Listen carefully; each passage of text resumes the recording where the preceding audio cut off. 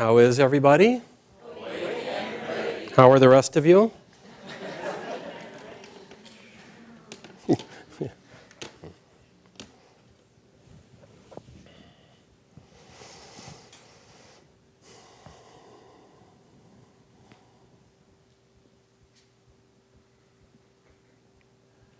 I look out and what I see are saints in the making. I see a sea of faces reflecting back an enormous amount of courage and profound aspiration. We live in troubled times, and though often we ourselves are blessed beyond measure on this planet to live in extraordinary grace, we are not immune. None of us are ultimately immune to the ravages of what happens here. We have a couple of dear friends who went off very innocently to go and celebrate her birthday over in Paris and flew on the day that the bombings happened.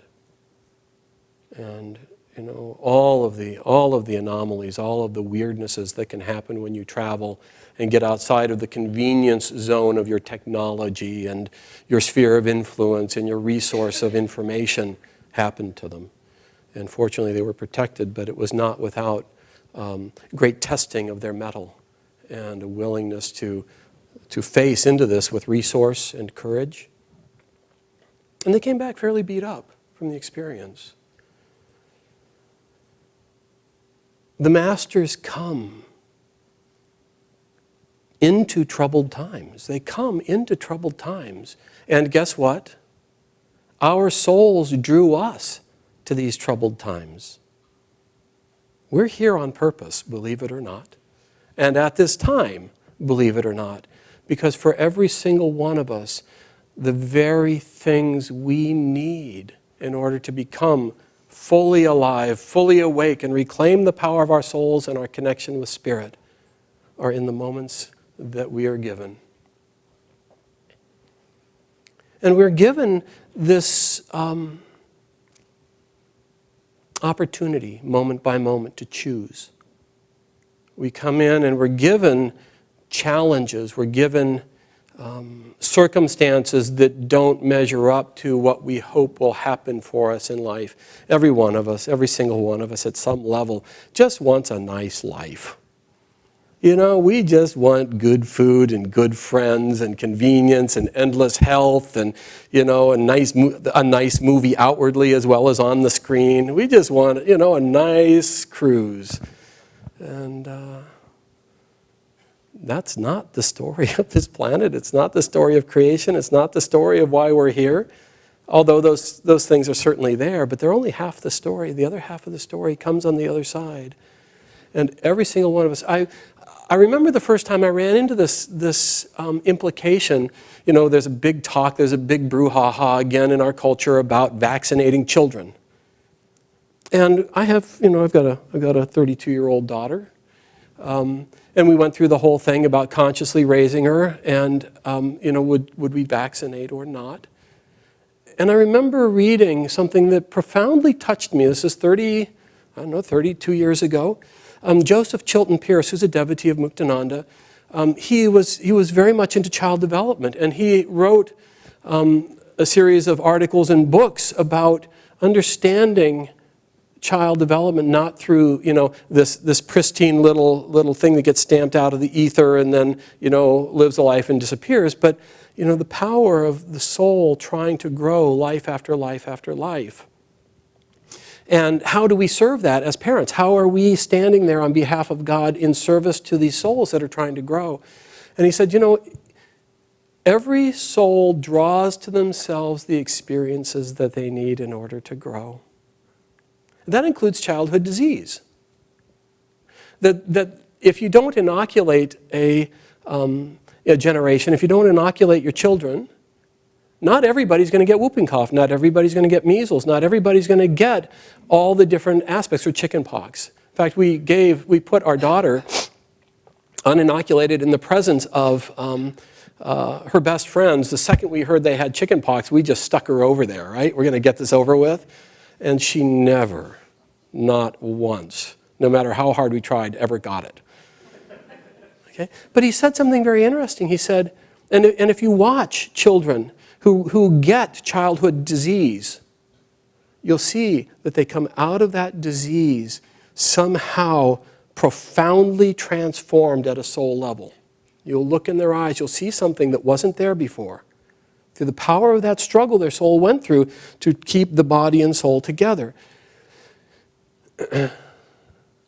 He said, if you choose to inoculate your child, and it's a fair choice, but if you do, you take on the karmic responsibility to give them the experience that they would have gotten through that disease, and you have now prevented. Isn't that an interesting thought?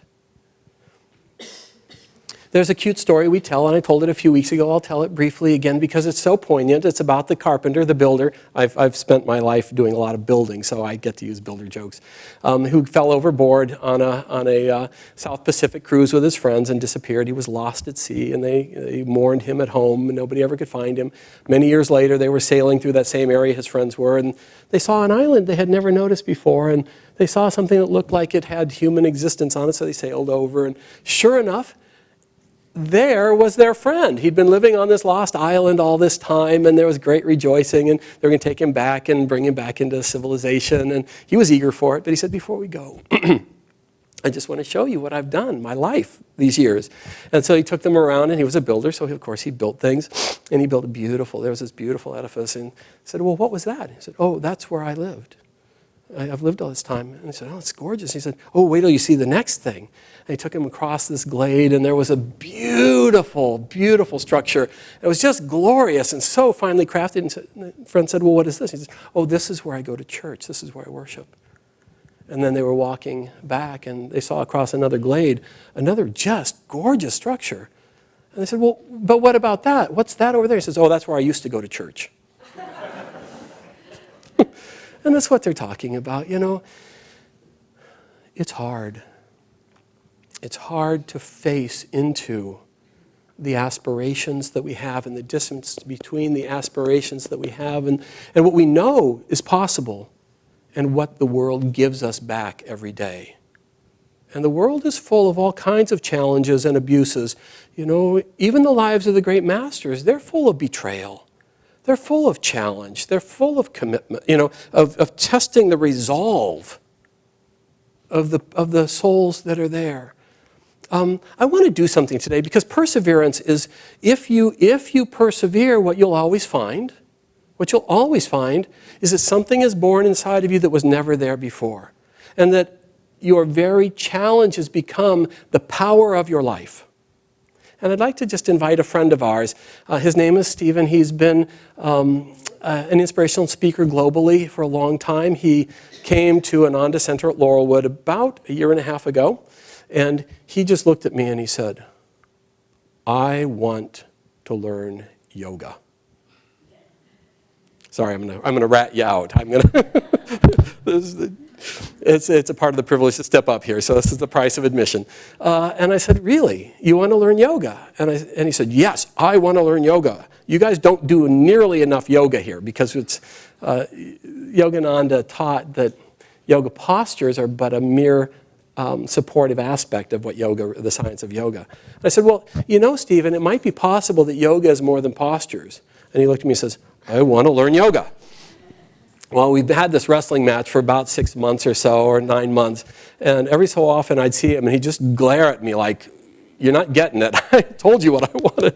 And finally he took Art and Science of Raja Yoga, and just recently he became a Kriyaban. And I have not heard this out of his mouth in a very long time, because now he knows yoga. Yoga is the science of communion with God, of living in the presence of God.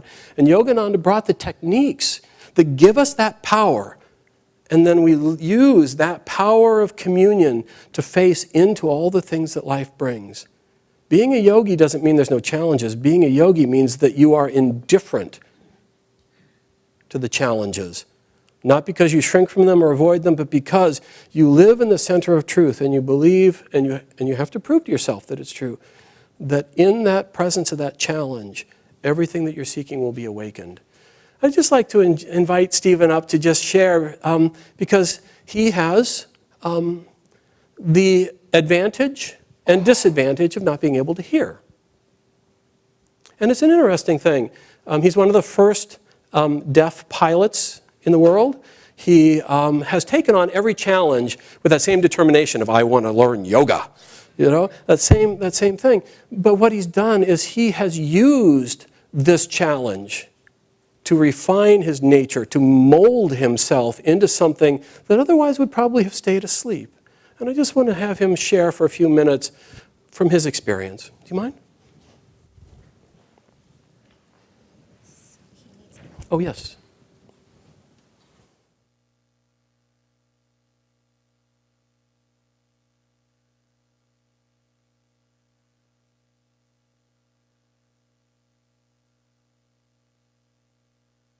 Wow, what a full house. A different perspective from up here. I want to share something that Yogananda often spoke about. He said that the entire universe is God's cosmic motion picture, and that individuals are merely actors in the divine play who change roles through reincarnation. I love that. I love that so much. It represents all of my work, all of my teachings, all of my writings. I so very much believe that we are playing so many different roles, and I would like to share one of those roles with you. This happened back in the early 90s. I had been working on Wall Street for 10 years by that point. I was in banking, and when the time was right, I was presented with an opportunity. And the opportunity took the form of a friend telling me that there were openings at Merrill Lynch. How many of you have been in New York City? Okay, so that was the stage, the play of my life in New York City. And my friend was playing the role of telling me about an opening at Merrill Lynch. So I went in for my first interview at Merrill Lynch on Fifth Avenue, right next to the Donald Trump Tower. And I walked into this man's office. It was the size of the temple. The carpeting was a mile high.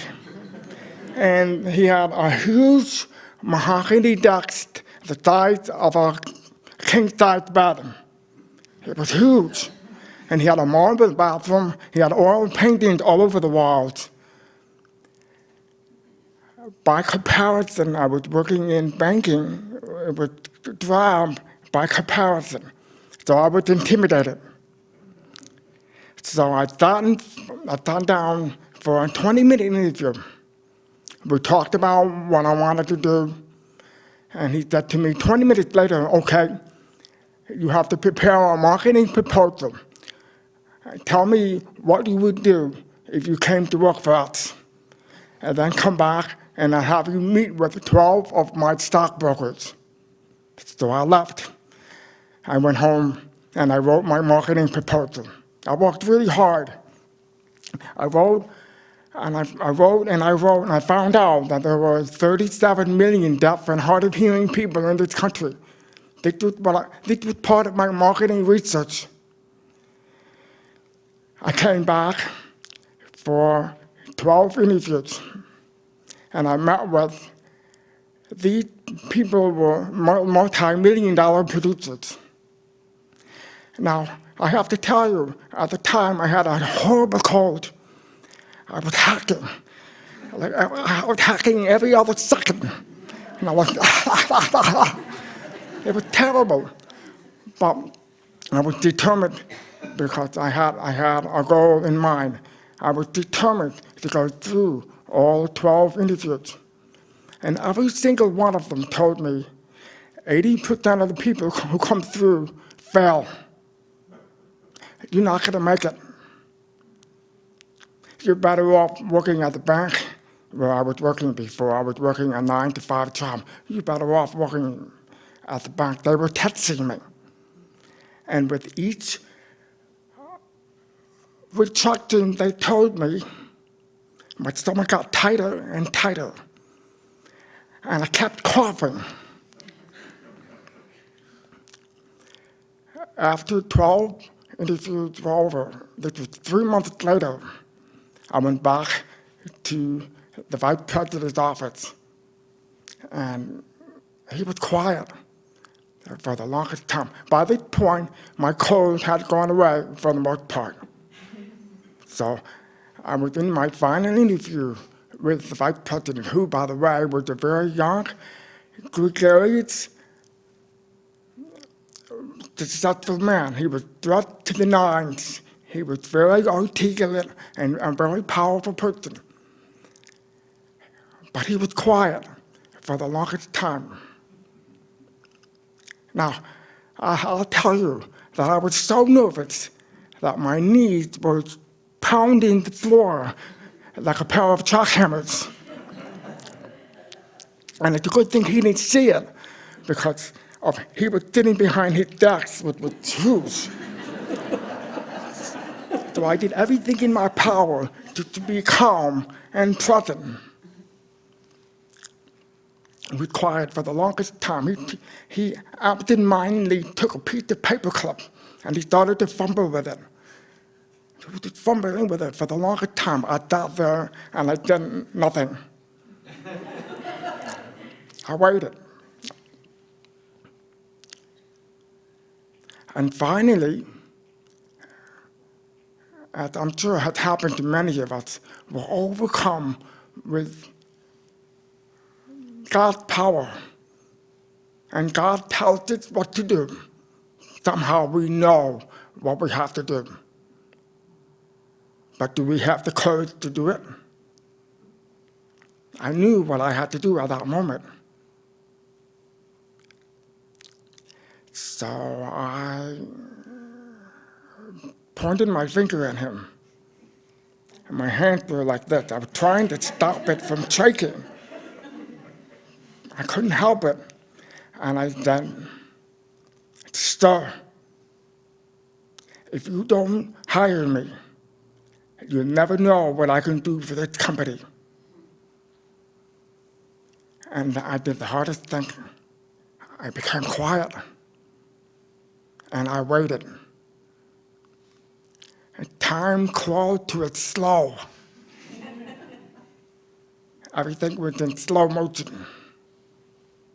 And the vice president took this paper clip, which was badly deformed by that point, and he threw it into the white paper basket with a resounding clunk. Even I heard it.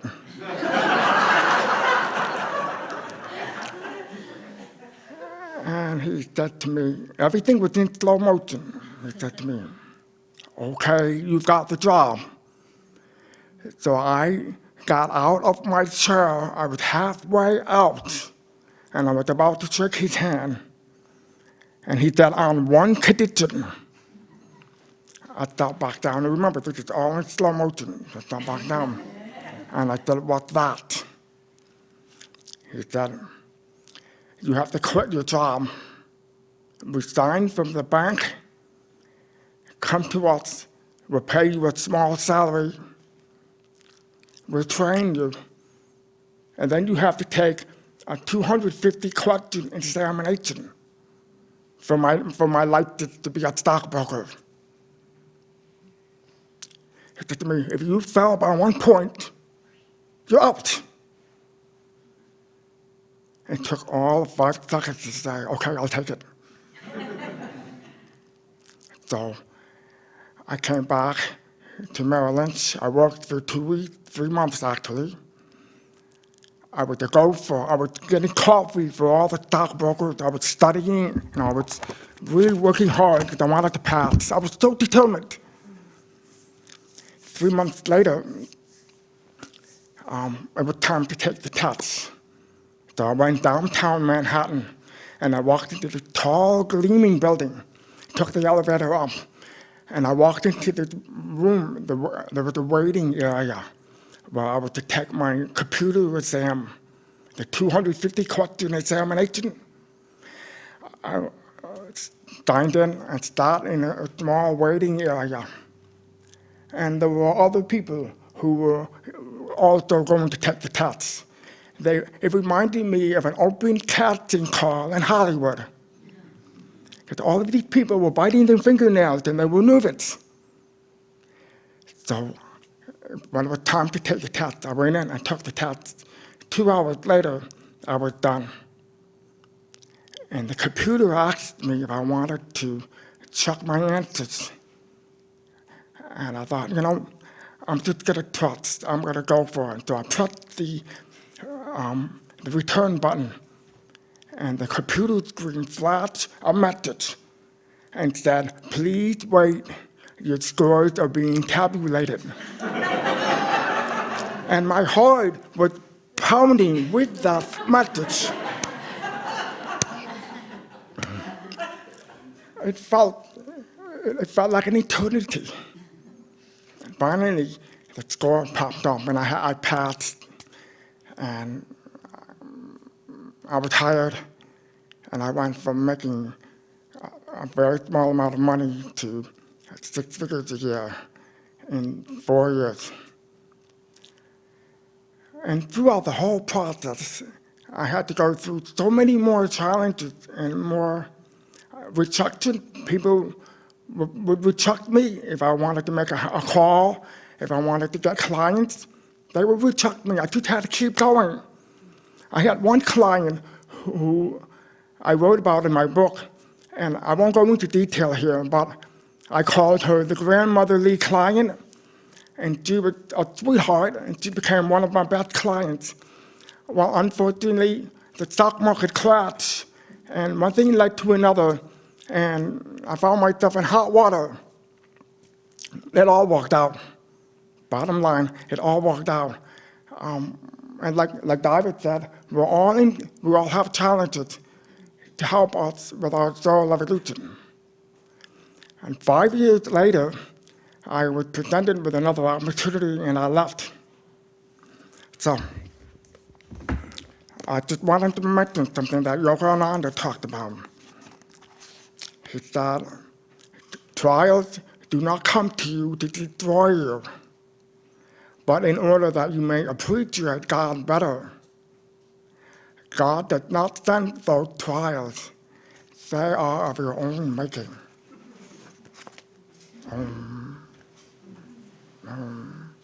Thank you.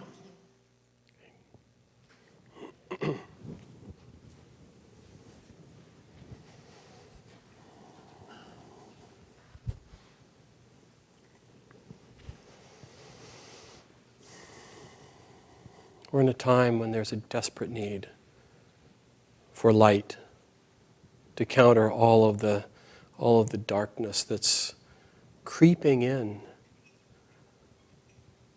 America used to stand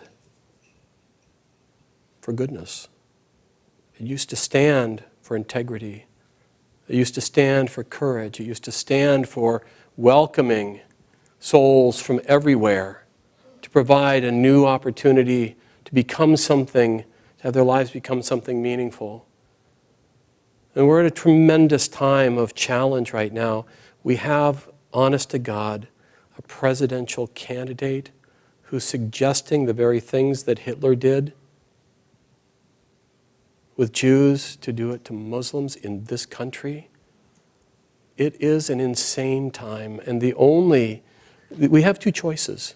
We can bury our heads and simply try and pull the covers up and over and try and just deal with, maybe it'll pass, maybe it'll go away, maybe it won't touch my life. Or we can stand up and respond, and within that we have two choices. We can rail against, or we can become a channel for something else. But it's not time for words, it's not time for noise, it's not time for for ineffective gestures. And Yogananda and the masters, they were very clear. The most powerful thing that a human being can do is to commune with God and to live from that point of contact. To go deep into their center, using spiritual tools to awaken within them the receptivity and the power of attunement to feel the presence of God, not as something far away, but as the very center of their own being. And then to stand there in the world with that light radiating through them in blessing, in invitation, demonstrating what it looks like to live in goodness, to live in joy, to live in freedom, to live independent of all the fears and anxieties, the colossal sufferings, the dire fears. In the Bhagavad Gita, and we'll say this in the festival, even a little practice of this inward religion will free one from dire fears and colossal sufferings. And as we set ourselves free in the presence of God, and then live from that center, we become channels for the inspiration for others. Yogananda said that we must, and through these practices will, be able to stand unshaken amidst the crash of breaking worlds. That's the call to us, and perseverance in the face of everything that tells us it doesn't work is how the power of our own character gets developed. Bodies come. We've got one last brief story. Because it's such an important thing. We make too much of this one life. We have some dear friends who came to Ananda Center at Laurelwood 4.5 years ago to retire there. They're Nayaswamis. They've given their life to God. They've served endlessly, and they were ready to just help us build Ananda Center at Laurelwood. And within 6 days, they had hung the final picture on their little room where they were going to live, and a phone call came from the spiritual directors of Ananda Worldwide saying, gosh, would you mind going to India and serving there? And they have spent the last 4 years, 10 months of the year, every day, trying to help hold this light over in that culture and place. And she was diagnosed with cancer just about 4 months ago. And just instantly, she went from completely vital into this huge, enormous physical test and challenge. And they just arrived. They lived in a hospital then for about 2.5 months, and she's been in chemotherapy and stuff. Her body's just wasted away to almost nothing. But they arrived 2 days ago, and they're staying with us at our home. And it is stellar. It's just so fun to see, because in spite of what the ravages of her body, in spite of all the things they've been through, she is just unshaken. She is just considerate and kind and caring. She is up doing dishes. She's asking what we need. She's caring for the people around her. She is finding the power of her own soul, independent of outer circumstances. Bodies come, bodies go. She doesn't know if she's going to be able to keep this body or not, but she's indifferent to whether she does or not, because it's not going to change what she does or who she is. That's the gift to every one of us of this path. It's the product of service and meditation, of love of God, of communion. And I just encourage every one of us to persevere. Every one of us to set our sights on the highest goal that our minds, our hearts, and our souls can aspire to, and not let anything deflect us from that point and that goal. We're celebrating World Brotherhood today, this evening. I heartily encourage everyone to come. It's a moment to commit our energies together to that most central thing that Yogananda brought. Ananda represents, look around this room. How many different cultures, how many different races, how many different religions, how many different peoples are in here, harmoniously sharing together instead of going, you're different than I am, I'm going to take you out.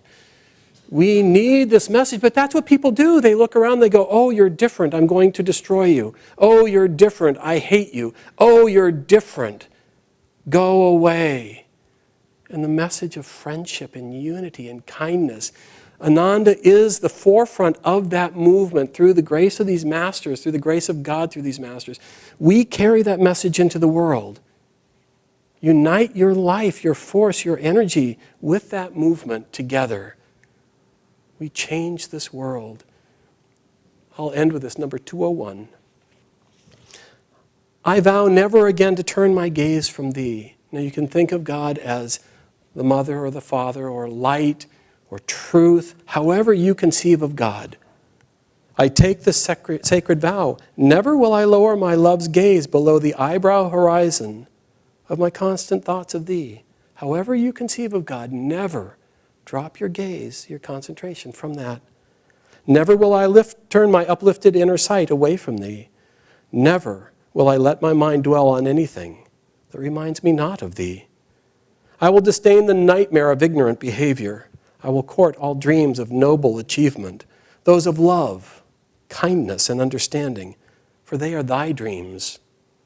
And though I dream many dreams wakefully, I will ever think of thee in the sacred fire of constant remembrance, kept ever alight on my soul's altar. I will ever behold thy presence with the watchful eyes of devotional love. Thy grace has shown me that the dualities of health and sickness, life and death, joy and sorrow, are but passing fantasies. I am finished with those eternally self-canceling delusions. I am persuaded at last that there is but one abiding reality, thy eternal, ever conscious, ever new, ever thrilling, infinite bliss. Let's take a moment of silence.